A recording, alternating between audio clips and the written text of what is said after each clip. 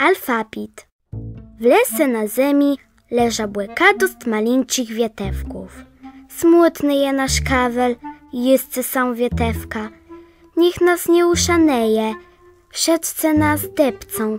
Nikłemu do niczego mesą nie nadowume.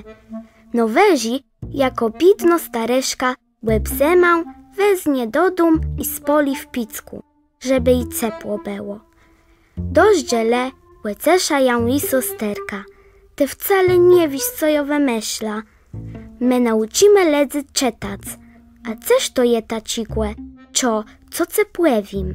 Tem dzesz te, jo a, i jeś kto z nas tisz mdze te i a, czej my staniemy w ridze, kul se tej ledzę dą sceka włete na nas zerac im dą łełac.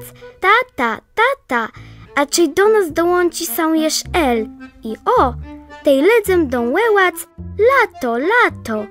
Nen płemeszlęk są szedcim bietewką widzą. A, jak no kłemandira szło w przódk.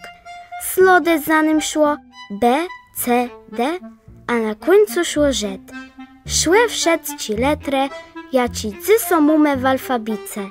Cze letre przeszłe do ledzy, tej łedegra tam wioldzi teater. Ustowia są tak, jak ledze lechcele.